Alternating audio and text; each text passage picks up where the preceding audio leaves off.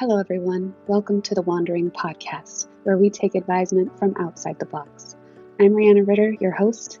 I'm an intuitive, sexuality, and authentic expression coach. Are you an accomplished professional who plays the part of having it all figured out? Who's strong for everyone else, but feels lonely, misunderstood, like you can't tell anybody the truth about how stressed you are, how not passionate you are about your life and all that you've created? I guide my clients to deep, lasting fulfillment. I re-engage them with their bodies, their pleasure, their desire. I help them align to enjoy fulfillment and prosperity in all areas of their lives.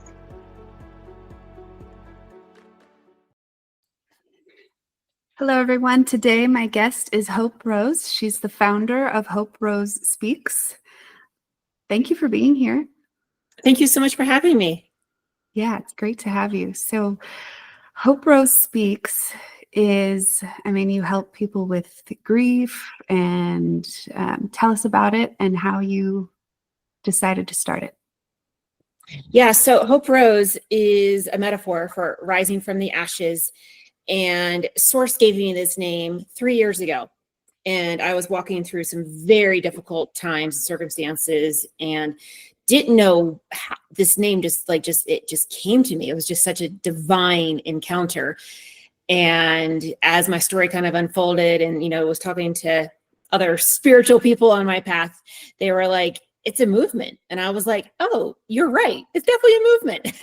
So the Hope Rose, it's a big movement / brand, but it's really to give people hope, no pun intended, in their darkest times and to alchemize their ashes into art.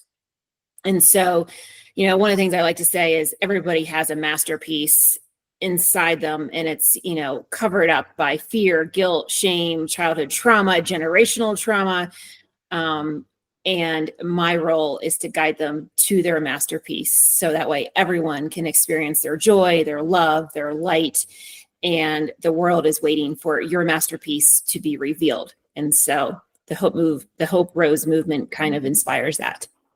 That's really beautiful. And what a call to be called forward in this way. Do you want to tell us a little bit about the challenges? Because a lot of people don't want to talk about grief, that they're not willing to lead that charge. So I'd love to know more about. Yeah, absolutely. Yeah, we'll dive into that. I will say I already had a long list of things I was an expert in. And then I got this new initiation of grief and extreme loss and tragedy and injustice and a path I didn't think I would ever, it wasn't even on my radar. And so this initiation, Hope Rose, was given really kind of before, just literally a couple weeks before things unfolded. And so my grief story, there's I think we can kind of get into different layers of grief. There's layers of who you are today. You realize, oh, the person I was 10 years ago, you grieve kind of that, person that you thought you were, but you're not. And then there's just, general grief of losing a loved one or a friend. And so my specific story is I was involved in a intimate partner relationship, had a baby, and this relationship was extremely abusive in all the ways, domestic violence. And we were together 2 years, start to finish. And he ultimately, he tried to take out a life insurance policy on me and the baby and not on him. The life insurance policy on me was $600,000. It just wasn't a little bit. And I was a month postpartum. And his abuse was just escalating day by day. He was draining our joint bank account, leaving me without food, took my car away. It was abuse beyond abuse. Verbal, financial, sexual, emotional, psychological, until one day he sent me a text when my baby was 7 months old and was like, I'm out. Good luck.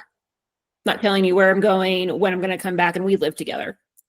And so that's really started kind of the next chapter of my life. He ultimately returned, changed the locks in our house, drained the joint checking account, took my car away, and then filed for child support and custody. And so kind of fast forward a couple of years, the family court system is a human child trafficking system, and not a lot of people are aware of that. Ultimately, in February of 2022, he had already moved out of state. Gosh, at this point, I guess 4 or 5 years previous. So he wasn't even living where we were living, barely saw the child in those almost 4 years. And alleged to his attorney that I didn't show up to an exchange, a visitation exchange. I had 2 witnesses there. Me and my son were en route, and we had the first 2 judges on the case recuse themselves because they knew what they were doing was wrong. And, I'm a mama bear.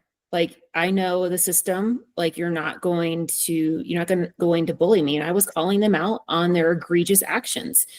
So that's some of the reasons why the judges recused themselves. So we had a new judge on the case. He was on the case 9 days when this happened. And his attorney filed ex parte, which is language for behind your back. You're not privy to that motion being filed.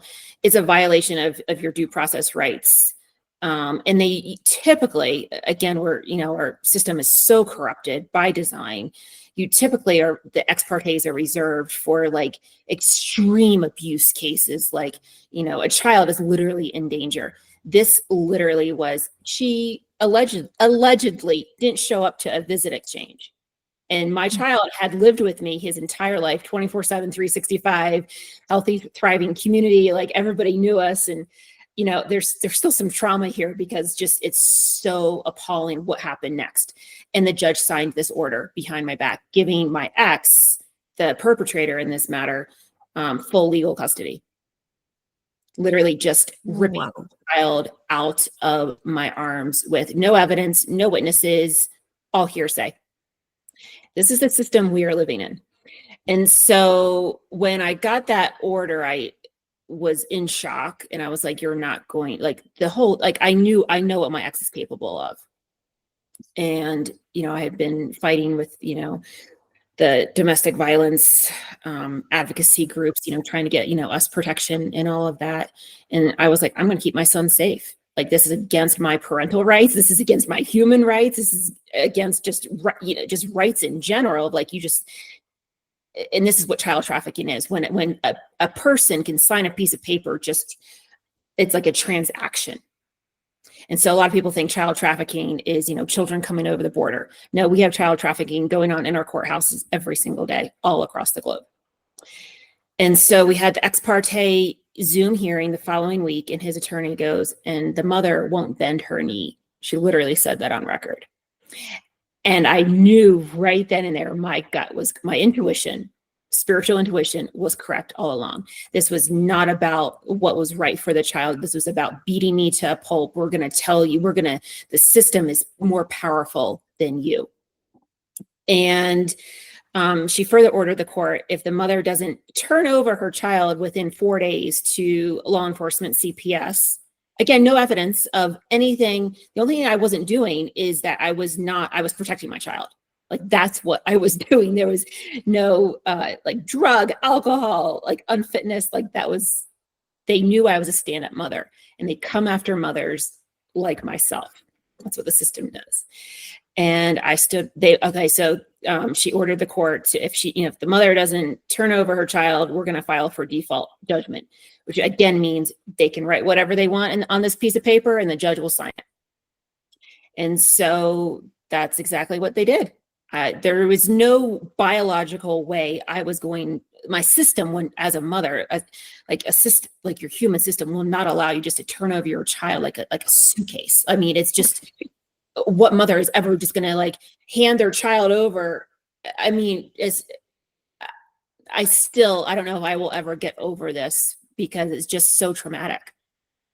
Like, I mean, this is literally what I was dealing with. I mean, what choice do you make? Turn over your child? Like, and so I kept my child safe for 2 months, and we changed safe houses, and they filed the default judgment, giving him sole legal custody. And I had to pay child support. There was even fraud in this bogus order. And unbeknownst to me, they started a criminal action against me immediately. So they had his attorney had backdoors. She used to be a prosecutor. And so this moved very rapidly because this should have never happened. I should have been given a chance to appeal, a default. I mean, there were so many literally laws broken in this process. Like, we're just going to just take custody away because she didn't turn the child over. Like, where's the compassion? Where's the human rights in that? It's so blatantly wrong, unjust. And that's what one of my mentors was like, we don't have a justice system. It's a legal system. It's not even a legal system. It is literally a money laundering trafficking system. And ultimately, I changed safe houses. That safe house was a front, and they turned me in. My little boy was ripped out of my arms at gunpoint. He had just turned 4 years old. And, I had was pregnant, given birth, literally spent, 4 years fighting to keep him alive and safe and secure and in a healthy environment. And he's literally ripped out of my arms at gunpoint. And he's just screaming, giving my mother back, giving my mama back. And I don't know how any of those people can sleep at night knowing what they did. I really do not know. I prayed over him, and he's just screaming. He's hysterical. And I did not see him again. No, zero contact for 2.5 years. Zero. Not even a word. Didn't know where he was. I was immediately thrown in jail for custodial interference, basically lingo for being a protective mom who wasn't going to cower to the system, and went through that whole process. And this is coming from a very crunchy mother. I drink tea and kombucha and do yoga and, an athlete. I never, ever expected my story to be you're in jail. Scene 2. I mean, it was just so horrifying. My child has just been ripped out of my arms. Again, nobody's fighting for us. And this is, so many mothers are going through this on a daily basis. Just the system really wants victims to stay silent. And, if a perpetrator has a lot of money and a lot of power and control, my story is what happens. And so, kind of, that is a little bit of my grief story. I'm still in it. This particular scene in the movie act is still unfolding. It's been 3 years of this particular chapter, and I have been walking through extreme grief and loss. It's my child, and still navigating the court system for some justice, and really very passionate about abolishing this system. It has got to stop. We have got to stop harming mothers and women and children. It's Mother Earth on a basic level. And, particularly in the domestic violence world, 3.4 women a day are killed by former or current intimate partners, male partners. It's a very sad statistic. Men are in crisis. Women are in crisis, and men need to stop being the perpetrators. Unfortunately, the father's rights mob, they call it the father's rights movement, they are just so hell-bent on continuing their abuse. And so part of my mission is even to, kind of reach out to the fathers that are willing to heal whatever they need to heal and stop the abuse. And so that is a little bit about my recent trauma and grief. And it's extreme loss of, seeing pictures on my phone of how happy my son was with me. And everybody knew I was a great mother, and, holding those memories in very sacred spaces, and, really honestly praying and hoping that he'll be returned to me someday soon. Wow. That's such a highlight of the way that our culture values money over love or anything else, really, for a parent, just because they have the financial means to hire an attorney who can go under and around the laws in order to take custody. Which, I mean, would you even have thought that the guy wanted custody, or was it more just about punishing you? Correct. He doesn't want the child. It's all about power and control over me, because he knows the most prized thing I have in my life is my son. It's human life. I don't care about the money, because when he first took me to court in 2018, we came into an agreement a year later, 2019, where he paid very little child support, and he makes good money. Very little child support for very little visitation that he chose. And he still didn't exercise it. Like, he didn't want the child. And the only thing he wanted was that he did not want to pay child support. Well, you should have never opened the court case to begin with. And so Right. when, he's the one that I've always been the respondent, he's always been the petitioner. So there's, like a lot of these fathers' rights are like, she's coming after my money. Well, if that was true, why did I agree to $500 a month for child support? If I was truly coming after your money, I would have gone to trial 6 days later and gotten a whole lot more. Yeah. You can't, that argument is completely false. And so when child support enforced child support, then he filed for full custody and did a whole bunch of other shenanigans. So no, it's not about the child. It's literally about power and control of like, I have the child, and then bragging to like all of it. I have full custody. My ex is, just so crazy and making gaslighting and really minimizing its DARVO. It's, turning, DARVO stands for deny, refuse. I should have the acronym memorized, but you basically turn all of your actions onto the victim. And that's exactly what he's doing, because he is so injured, emotionally, psychologically, that he has to, puff himself up to others of like, I'm this great guy. And, she did this. And it's like, she was just protecting her son. You have no evidence of anything, because there's no evidence I was ever a bad mother. It's just power and control. And, I'm breaking the silence on my story, and perpetrators really want you to stay silent. That's how they keep control over you. And that's not going to happen in this instance. And I want other, women and mothers to know that they're not alone. And as horrific as my story is, I am using it to the best of my ability for the highest good of all. And really trying to like, okay, this is not the life I wanted. This is the life I've been given. And I did a whole podcast on that, on my podcast, of like, we never imagine ourselves in these situations and, in the story that we are at, but we are here. And how do I take responsibility for that and make something good out of it, and really alchemizing those ashes? Yeah. It's so beautiful that you're able to do that, and to, like, even while you're still in the midst of the pain of it, to guide others through tools and healing modalities to help them through their journey and to create the way that they're designed to create.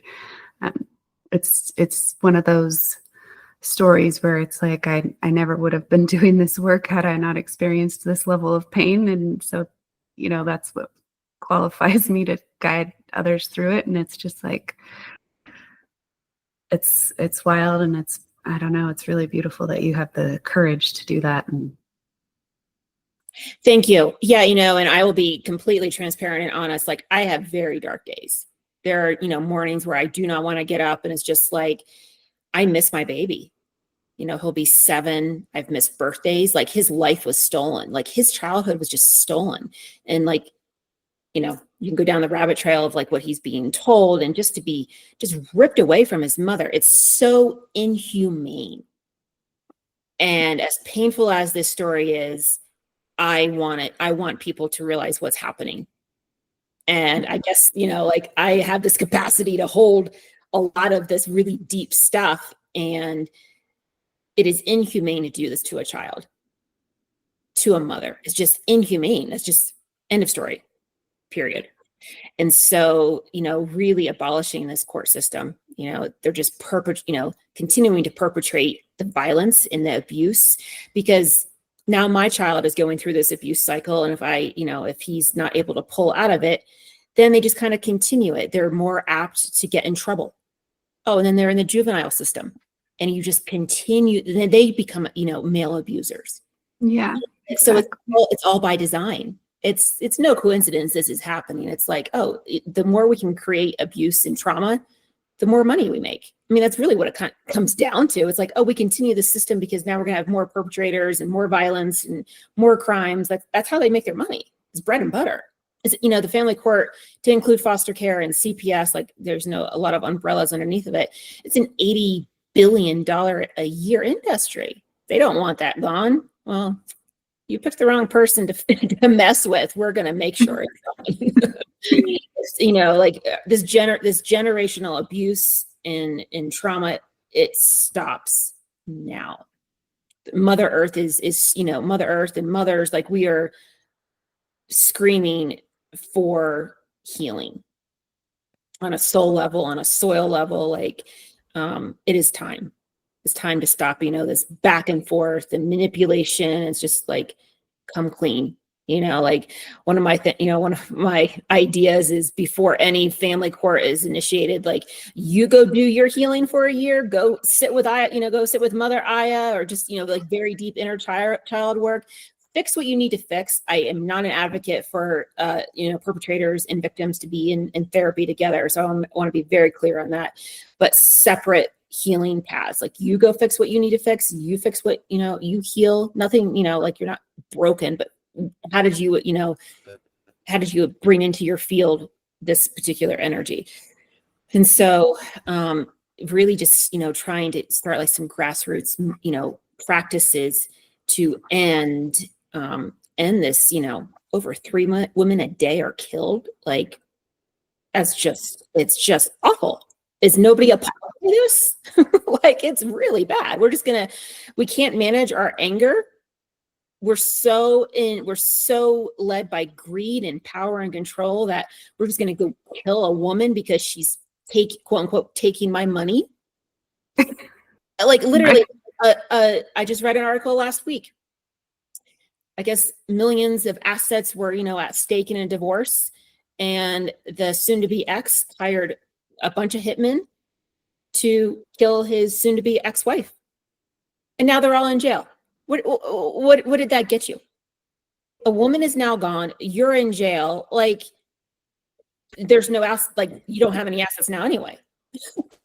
And so it's just people. It's a very complex issue, and I'm hopeful that my story can lead some kind of revolution to really just eradicate this abuse and this continued cycle. So.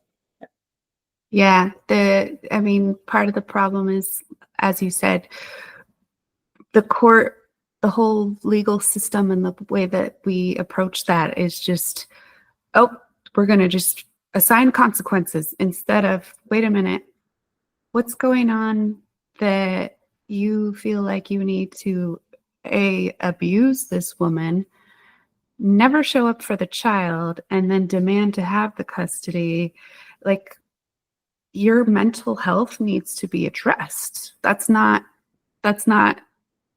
okay. And it's just, and also as the woman who had this partner come into her life and, oh my God, what is going on with me that I was willing, that I attracted this person, or this person was magnetized toward me. It's like, okay, I need to do some healing. I need to know how to treat myself better and expect more of the world. And I have gone through that personally because I've been in abusive relationships as well. But both parties have healing to do, and it's everywhere. And as you said, it's being perpetuated by us raising children without addressing what's going on. And if we all just keep pretending it's not happening and we stay silent about it and we don't do our healing work, our kids are gonna keep doing it. And it's baffling to me that there are still so many people who don't think that that's a problem and they still want to just keep the secrets.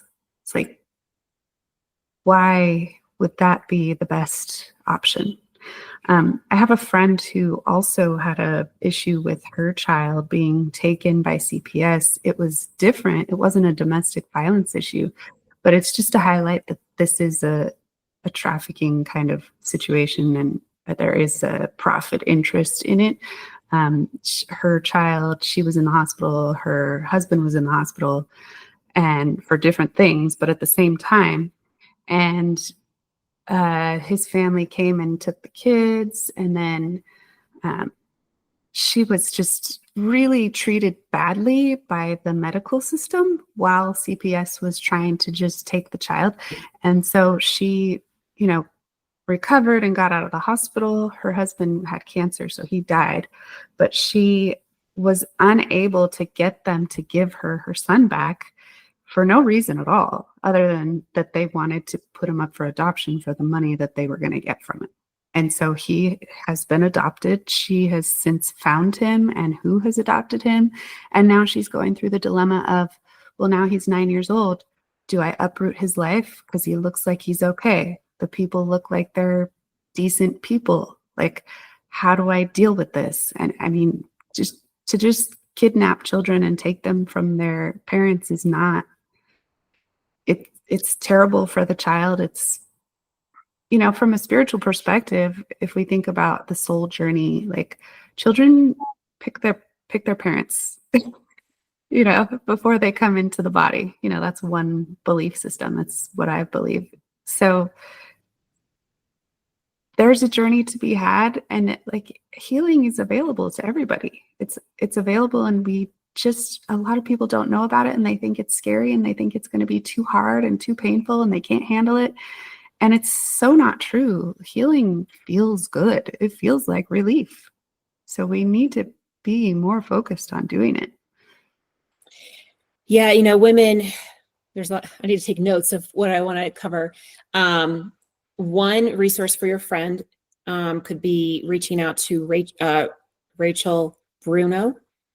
Rachel Bruno, she is working really relentlessly on, make sure I have her info correct, CPS and Rachel Bruno Speaks. So that's easy to remember. But her kids were also taken by CPS, and she went through this, and she's written a book, and she's doing lots of advocacy work. It's hilarious, frustrating. There's so many different words I could use. Like, they accused me of kidnapping. How can a mother kidnap her own child that I grew in my body, that I birthed out of my body, and I somehow kidnapped my child? No, the court kidnapped my child. That is the trafficking. He's been exchanged for money. And that's why I'm really not an advocate of foster care and adoption. As you said, every child, whether it's a 50-50 divorce situation or CPS or medical kidnapping, that is huge in our country.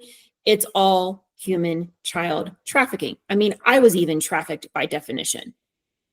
When that realization, I was like, oh my gosh, I guess I have that title now too, not that I identify with that, but it's so prevalent. People think it's out there. It's 2,000 miles away at the border. It's just at the border. And it's like, no, it's across your fence. So yeah, oh, my heart breaks for this mother. Her, child was just, adopted, and mothers carry their children's cells, whether it's a stillborn or a miscarriage or, a live birth or whatever, we carry those cells in our body for life. And I always, in working with, is taken a lot of professionals for me to work with, because a lot of professionals do not understand the trauma I've gone through. And it's I always equate it to it's like having your leg amputated and having that phantom leg still there. My child has just been removed from me. I don't know where he is, who he's with. Talk about abrupt. I mean, again, it's still a little surreal, speaking about this 3 years later. But your friend's son, yeah, he might be with great loving parents. He has a biological need to be with his mother. End of story. When you disconnect that bond, sure, he might be at quote unquote happy at 9. What's he going to be at 19 and 29? It's going to come up. It's going to come up because they kidnapped him. It's just trafficking. They sold this child for a profit. It's appalling. Like, I get angry about it because it's just so wrong. It's just like, I want to rescue all of these children and bring them back to their mothers. Like, that's one of my dreams, is like just reuniting mothers with their children. This is not to dish fathers. Like, I have great men in my life, however, the perpetrators in these cases are typically fathers. They just don't want to pay child support. They're the ones who are, perpetrating the abuse. And so I take full responsibility for my role in it. And I also put responsibility on the system and for the actors who are continuing to cause this cycle that doesn't need to be caused. Like, we're just causing more and more trauma. And so, yeah, healing is available to everyone. The one thing I guess I want to say about like men and women is, I heard this statistic last month. Only 10% of men are involved in personal growth work. 10%. 10%. No wonder why we have a family court crisis. No wonder why we have men crisis. And I don't know what the statistic is on women, but women are more typically of like, oh, this happened in my life. I'm going to, I'm going to figure it out. I'm going to go, heal my inner child. I'm going to go to the research. We do all the things. And I don't know what the path is for me to reach these men, but I feel like there's something that source is trying to bring through to me of like, you have a story of like, you can share with these guys. I don't even call them men, because no man would ever do what they are doing, but there's something there. Don't know what it is. Stay tuned for part 2. But yet less than 10% of men are involved in some personal growth healing work. And which is just it's a microscope on the evolution of our country right now. Like, we're just in crisis. And so I hope more men, step up to the plate. And, a lot of them are not even, they're so steeped in their psychology that they don't even realize like they're the perpetrators. They're now the victim, because, like the ex in my situation, he's claiming he's the victim. I mean, just crazy things. And so they're so stunted in their personal evolution that they don't even realize that they have a problem. And those people just really can't be helped until I'm not sure when. And so the people that actually like, oh, I have a problem, like this pain is too great, like let me see how I can untangle it, then we can kind of work with that. And so, the first step to, change is awareness. And some of these individuals they're too far out of they're so unaware. They just want everybody else to be the victim, or they want themselves to be the victim. And, everybody else is, hurting them. And how could they do this? And just, the et ceteras. So. Yeah. What I see with men that I work with it's really this, like, it's kind of like they want to hold on to their anger because it fuels them. And if you're not the one who's on the receiving end of, like, if it's physical domestic violence or verbal abuse or sexual abuse, financial abuse, if you're not on the receiving end of it, what do you need to go get help for? You're not in enough pain to search for help. You're just thinking, she's being a crazy bitch, and so she deserves to be treated like this. Like, it's correcting her. And they actually believe that that is acceptable. And the only reason they would believe that is because of probably their father setting that example for them, or having a disconnected relationship with their mother, where they decided that she didn't show up in a way that he needed her to show up. And so he's angry at women in general. And I mean, that's typically what it ends up coming down to, is like, you have a father figure who had disdain for women and felt that they were less. And that comes from his relationship with his mother and not feeling like she showed up for him.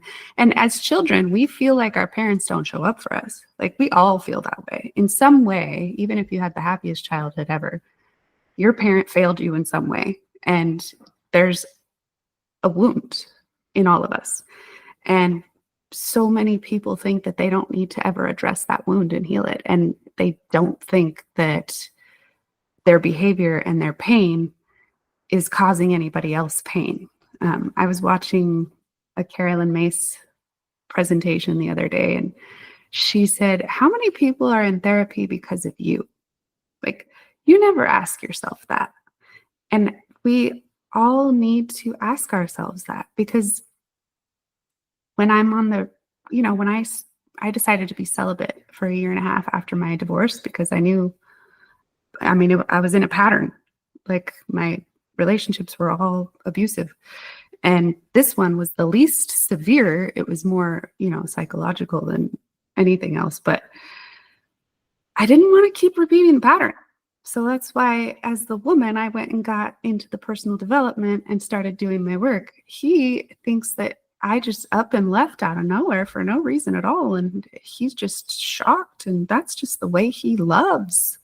And, those things were said to me by his friends after the fact. Oh, that's just the way he loves. And I'm like, yeah, that's not love. And I'm not going to tolerate it. And, I think, as a person, when you feel so much pain that you're not willing to keep repeating whatever the pattern is, like these men, every time they get into a relationship with a woman, they're going to end up in a violence, and it's going to be a breakup. It's like, at what point do you want your relationship to last? I think these guys don't see any possibility of women not being something that is just disgusting to them, and you can't help that, right? If that person's not willing to get help, because they don't even, but I also didn't think that there were any men out there that didn't abuse. I thought that. So I thought, oh, that's all I can expect to get. That's all that's out there, until I joined a community of 200 people, men and women, where we sat together and we healed, and we did temazcals, and we did eye gazing, and we did circling and sharing. And it was the first time I met men who would actually just sit and listen and share vulnerably, like listen to women without being jerks about it, making fun of them, being dismissive, acting like, using the word pussy in a derogatory way. These guys didn't do any of that. They were there, and they wanted to be there, and they shared what was going on with them. And so much of it was pain from relationships and mothers and things like that. And we, as children, like, can really blow out of proportion what happened to us as kids, because that's where our brain's at. Like, it's not fully developed. So we don't realize that the pain that we feel may not actually, like, if our parent said sharply to us, "You're too wild, shut up," we think that means something about us when we're children. But when we revisit that as an adult and we reframe it, and we're like, oh, our parent was just really impatient at that moment because he didn't eat, or the bill was overdue, but that had nothing to do with me. When you reframe that, like, a lot of that pain and a lot of that vengeance, that desire for vengeance that you feel for the opposite sex, evaporates. Yeah, thank you so much for sharing that. And yeah, I'm trying not to use the word sorry. I need to figure out another way to use to not say sorry. But yeah, I feel like your pain and, like, what you've gone through, and then also like your journey of, like, oh, there are actually men out there that are willing to hear my pain, like the collective Mother Earth pain, and and be like, there's just such a powerful wisdom in being seen and heard without the other, person, getting upset. And especially, in a sacred container, before, I guess maybe in the last couple of months, I used to think that there was like two groups of people, like, people that had, like, quote unquote normal childhood. Yeah. Maybe they'll go to therapy just as, added support, because that's, trendy to do. And then there's, people that have, like, yeah, we're adults with child bodies, or we have adults, and yeah, We're adults. Adult bodies. Adult bodies with child. Yeah. I'll get it out eventually. Emotions. We're stuck because everything, our belief system is basically formed by the age of 6. So, we're 36 with, 6-year-old beliefs. And then with just recent things that the person in this situation has done, I was like, there is a third person. There's a third category. There are little, we have very evil beings. Like there's not even a level of awareness. They're just they have literally like sold their soul to the darkness. And it's not like, like dark feminine and, dark masculine. It's really like the evil darkness. And which is just, it's sad, it's sobering. And so, there's, I'm thinking of like mass murderers who just don't have any, there's no empathy. Like they think that what they're doing is correct. Like, is it the Dahmer guy that killed like all, apparently didn't know what he was doing. You know what I mean? Just like that's, that's like the third category of individuals. I kind of put my, categorize people because, and I think it's just to give myself some sense of like stability. It's like, no matter what the ex does in my situation, I'm going to be the best healed woman, mother, human that I can. He is so delusional. If you just look at how he writes and just like, he's just delusional. Like it's not even a false sense of reality. Like that's not a lion. That is definitely an eagle. And you're like, pretty sure it has 4 legs and it's not flying, And so, really reorienting yourself to like the healed communities and, where men can experience healed women and women can experience healed men. And I think there's, I do follow quite a, I don't know if you're familiar with John Wineland. He, one of his goals is to have like, I think 10,000 men's groups, like globally. And so, like there are men out there who are willing, who are stepping forward and, willing to do the work. And I really wish it was every man out there, but, I think it's continuing to do, our inner work. And then that trickles out to, it makes, ripples effect across the planet. And, hopefully in a couple generations, our children, and our, grandchildren will have a healed earth, healed parents, where these atrocities are not, happening, where they are, healthy, bonded with, the biological parents, mother, and father. And, because at the end of the day, it's all about breaking kind of like the family unit. If you look at it from like a higher, hierarchy perspective, it's tearing down the family on so many different levels. I mean, you can take it from like the school system and the 9-to-5 job and like the college and like, the system is very large when you kind of start piecing it together. But at the top of it, it's like break the family. Because when you break the family unit, then you have the trauma, then you have the abuse, then you have the instability, then you just create this cycle because you're dependent now on the system of like, oh, now we need domestic violence support groups and centers. And now you have a marriage license. Now you need to come back to the courthouse to get, divorced because you have a marriage license and it takes 2 years and 10 years, like they continue that system. Oh, you have money. Oh, we're going to come after your money. And this is how much it's just like their tentacles are in everything. And so one of my friends, Mama Wilder, our acquaintances, like her stances and sentiment with a lot of us is like, we don't co-parent with the government. The government just, which is what is happening. Yeah. We are trying to co-parent, co-live with the government. It's just not acceptable. Like we co-parent with the universe. We live with the universe. We connect with the universe.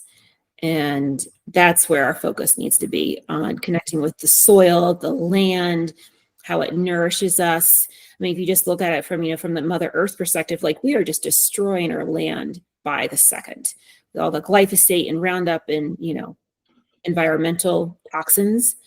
Same with, women. we're destroying women on like these men, like the men kind of in the third category I mentioned, they hate women. They are not in a relationship. A lot of these, individuals, they jump right back into romantic relationship extremely rapid. Like I'm talking within days. Like when when the ex walked out in my situation, he had a live-in girlfriend in our house within a month. Yeah. I mean, yeah. And then they moved together. I mean, just crazy stories I could share. And so they don't love women. They want to continue their power and control over women because they don't know what love is. They think love is power and control instead of some divine essence that who we are. Like that's what love is. And for a lot of just, as a woman, like, if we've grown up in abusive environments, we think love is abuse and pain. That's why we attract these abusers into our lives, because our nervous system is like, oh, love, pain, abuse. Oh, love. I'm in love. And yeah. Of course, that's not correct. And so it's, rewiring our nervous system through so many different modalities to kind of get out of that and into a pattern of true love, true, authentic, divine being, love and light.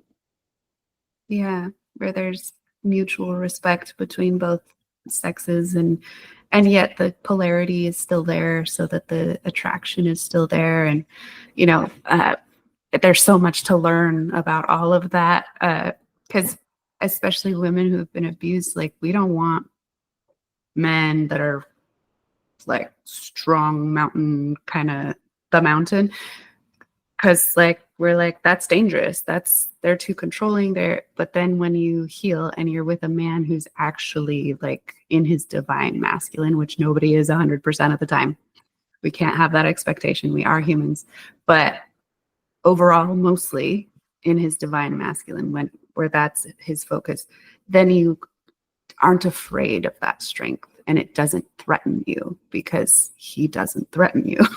He doesn't treat you that way. But I think, kind of what you were saying about breaking up the family union is like when we started getting more into the 4-member household, where families started just living together and we kind of started separating community ties, then there's all this room for all these secrets.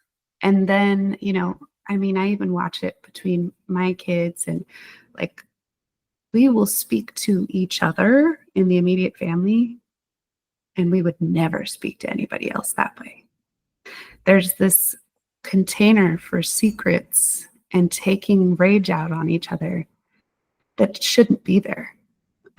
When we were, living in more tribal communities, we were more involved. Like we had more family members and friends involved in the raising of the children, and,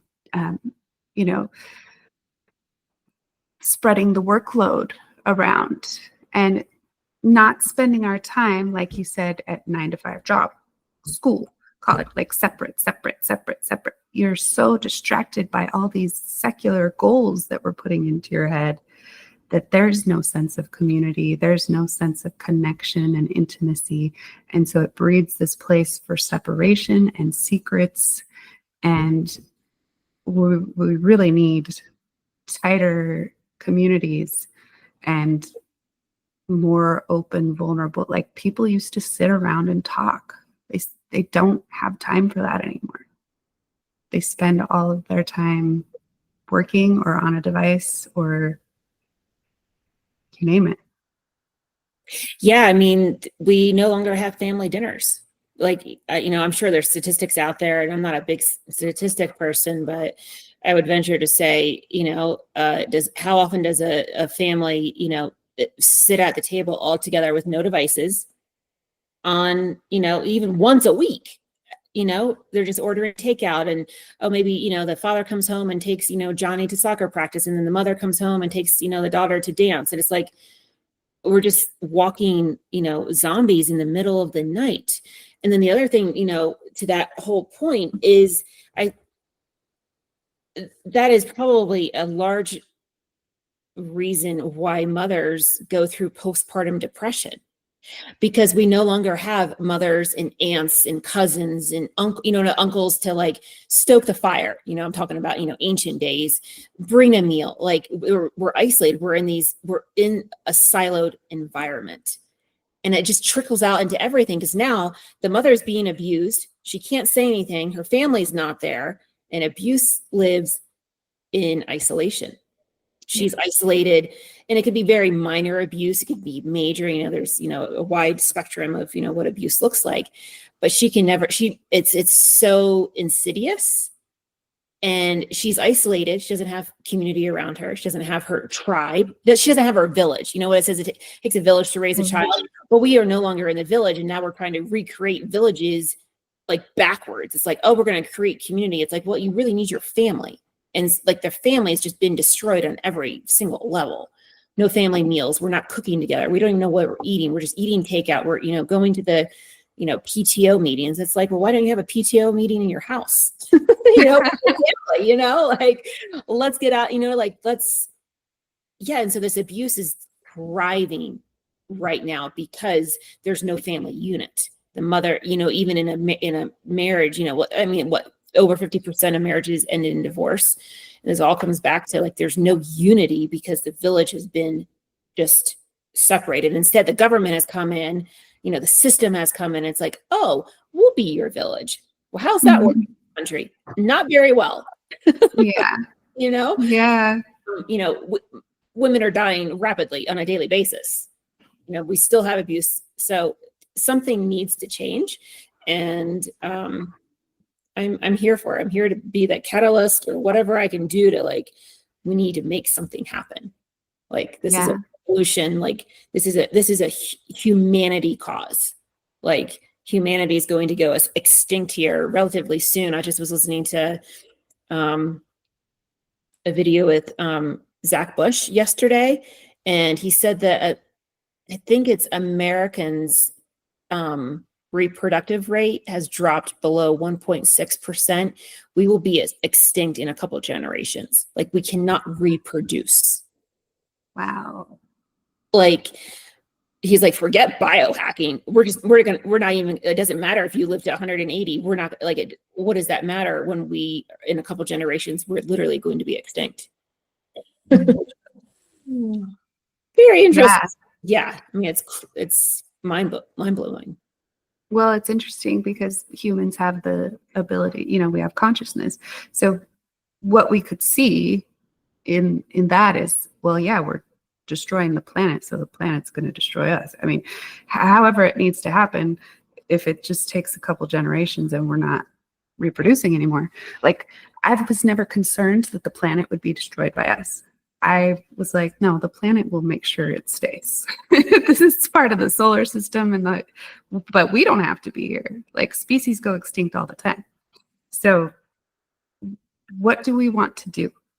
Do we want to change our behavior? Do we want to start waking up and being more connected and not focused so much on the profit and production of items? Like, everybody on their deathbed says you can't take any of that stuff with you. What do they say they wish they did? I wish I was more present with my family, with the people in my life. I wish I had more conversations, more quality time with people, or discover ourselves. Self-discovery is really fun.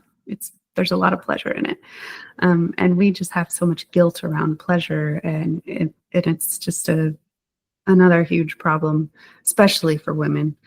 But how do people work with you? What are your kind of healing modalities you enjoy working with? And what are your typical people that come to work with you? I love working with a person who wants to change and is tired of living in excuses, and they are willing to put in the work. So male or female, you don't have to, be a survivor, really anybody who's just willing to I am no longer happy with where I'm at. I'm tired of being stuck, sick, and sad. There has to be something more to this life than just the daily grind. And so my methodology is very diverse, multidimensional. a lot of, energetics, somatic, nervous system. There's so many different things I kind of pull into it. Obviously it's all, from born out of, my knowledge and my learning.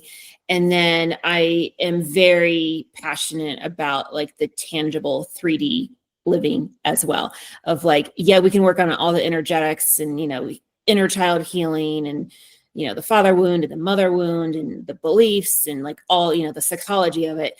At the end of the day, if your environment does not support all of that, it's going to be difficult to kind of sustain some of those things that we're working on like internally. And so I've worked for decades on really guiding people to properly eat, properly take care of themselves through like organic nutrition, reading labels, what kind of pots and pans are you using, laundry detergent, like literally living like a non-toxic life, not only in the mind, not only in the body, but through like what you're drinking and just living a very intentional life. And so, yeah, I've developed a few products around that. One is called Heal Thy. And if you take the word healthy, it says Heal Thy. And so it's a monthly subscription box where I guide people to build one healthy habit per month. And what I've noticed through, my years of working with people is that if they're just kind of starting on like their general health journey of like, oh, I need to eat better. Oh, I need to, walk 10,000 steps. I need to do the cold plunge at 3 a.m. and I need to meditate. It just becomes too overwhelming. And so my process is I've just broken it down to one healthy habit, 30 days. And I guide you through a very simple process through a very kind of innovative method that I've, developed. And I'm really excited about that. Like it includes, coaching as, one-on-one coaching as well. But it's kind of revolutionary in the coaching space to bring in a product like this because it merges both modalities together through everything that I've learned through, my time here on Earth. And, I like working with people that kind of want to challenge the status quo. Like they're, they don't want to go out to bars on a Friday night. They would rather, sit around a bonfire and let's, how was your week? Like that type of, individual. I love working with entrepreneurs since I'm an entrepreneur myself. And, whatever they're feeling stuck in business, like there's a reason why you're feeling stuck in business. Let's see if we can untangle that. Yeah, absolutely. Yeah. And I love to talk about our sexual creative energy because, I think one of the core things that I learned through entrepreneurship was that my sexual repression, which I never would have connected that with business success, was stunting my creativity and I had no energy to really thrive in my business and my finances. And it's like the core, it's your life force energy. It's your creation energy. So if you have intense sexual repression or shame, and you're noticing that there's all those areas of your life where you're just like, it's just not quite thriving, that's one of the areas I like to work with. I think it's important to address that. But like you said, diet, the types of pots and pans you're using, your laundry detergent, like all of these things contribute. If you have toxins in your body, it's not that easy to perform in your life in a way that feels really good and is easy, right? Yeah, for sure. Yeah, so many people focus on the nutrition, which is great. But I actually just said this on a podcast yesterday, was the top 3 crops grown with the most pesticides: chocolate, coffee, and cotton. People don't think about what they're wearing and what they're sleeping, but our skin is our largest organ and it's porous. So you better make sure it's organic cotton because your skin is drinking in all those plastics. Active wear has a lot of plastics in it if it's not organic. So really like those natural fibers like wool, linen, and organic cotton, extremely like important. And then to touch on like the sexuality piece, that is definitely a topic that I have dived in the last couple of years, very, very deep. Have you done ISTA? you familiar with this? No, you might want to check. I have not done an ISTA. It's on my radar to do at maybe some point. But it's all about like the sacred temple arts. I'll put it that way. Okay. Yeah. But yeah, the sexuality, especially with women, it's been so suppressed maybe through childhood with, sexual abuse, trauma. And then if they have been in a relationship where it's, just if they are with a unhealthy, unhealed partner, then it's just further, dysfunction. And so it's kind of bringing that out and really, releasing the shame of like desires. And even it's been very interesting kind of working with like the dark sexual energy of like, oh, where are those desires popping up in real life? Oh, this is kind of like my kink. Oh, this kink is showing up. Yeah. And you can kind of like two together. And that has been extremely enlightening for my own life. Yeah. Same here. That one. It's like, oh, well, can I still have those fantasies? Can I still have those things? I think so. I don't know. But yeah, it's interesting to see like, just how that is showing up in the 3D outside of the bedroom. Yeah, it really is. And I don't know, when you really look at those kinks and fantasies and release the shame around them, it starts to be less, there's less drama in the other areas of your life where you don't want the drama. Yeah. But how do people find you? They can find me on Instagram, Hope Rose Speaks. That's usually kind of where I hang out. I hang out a little bit on Threads as well, but Instagram is where I am active. And then, hoperosespeaks.com. And if they're interested in the Heal Thy methodology, that website is wehealthyself.com. Very nice. Yeah. Anything you want to leave the audience with? Any last words of wisdom or? My last words of wisdom was, you are worthy of love, no matter where you are in your journey. Know that love is not abuse. And if your current framework has been like love hurts, love is abuse, it's pain, power, and control, I'd invite you to consider there's another definition for love that is for you to discover. That's beautiful. That's really important for us to know. Yeah. Thank you for being here today. Thank you so much. I really appreciate it. Yeah, it was wonderful hearing your story, and thank you for what you're doing. Thank you so much.